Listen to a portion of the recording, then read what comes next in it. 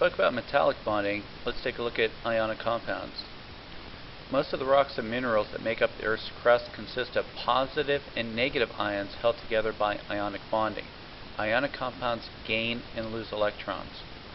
An example is table salt, sodium chloride.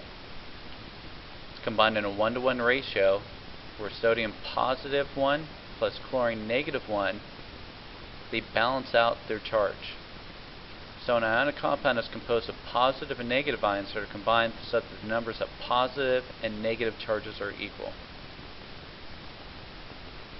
Most ionic compounds exist as crystalline solids. A crystal of any ionic compound is a three-dimensional network of positive and negative ions attracted to each other. In contrast, a molecular compound, that means covalent, an ionic compound is not composed of independent neutral units that can be isolated. The chemical formula of an ionic compound represents not molecules, but the simplest ratio of the compound's ions. So we refer to it as a formula unit. Covalent compounds are molecular formulas. So a formula unit is the simplest collection of atoms from which an ionic compound's formula can be established. How they form, we learned that sodium is an S1 element, so sodium has 1 valence electron. Chlorine is a halogen and it has 7 valence electrons, so it would have 7 dots. See, sometimes things have errors. Sodium has 1 valence electron, chlorine has 7. So atoms of sodium and other alkali metals easily lose 1 electron to form cations. Atoms of chlorine and other halogens easily gain 1 electron to form anions. Sodium likes to lose 1, chlorine likes to gain 1. They're a perfect pair. So this just shows that when you mix them together, sodium is +1, chlorine is -1. When they come together, they want to minimize their potential energy. They combine in an orderly arrangement known as a crystal lattice. Attractive forces exist between oppositely charged ions within the lattice. Repulsive forces exist between like-charged ions within the lattice. So plain old English, the positives and negatives attract. A negative next to a negative would repel, positive to positive would repel, but when you stack them up they alternate.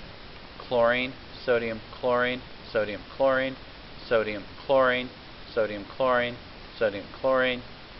You get the picture. Molecular compounds have relatively weak forces between the individual molecules. So covalent compounds, they don't have the charges. They just share electrons. So covalent compounds are going to melt at lower temperatures. The strong attraction between ions in an ionic compound makes it a stronger bond. So it gives them some characteristic properties listed below. Ionic compounds have very high melting points. They're hard, but they're brittle. And they're not electrical conductors in the solid because the ions can't move. The positives and negatives, they align up, and they generally cancel each other out. Here's a chart that you don't have to copy. But say if you have table salt melts at 800 degrees Celsius. If you have something such as methane that's only made out of nonmetals, carbon and hydrogen, it melts at -182, so it's a gas, where some of these other things are solids. They have a lot higher melting and boiling points. So just a couple other words that we'll see. When something is monatomic, it's by itself. It only has 1 atom. Diatomic has 2 atoms. More than 2, like H2O that we've talked about, is polyatomic.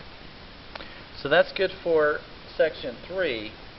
Make sure you ask any questions that you might need to. Brush up on the chapter, keep up, and we'll continue with further videos later on.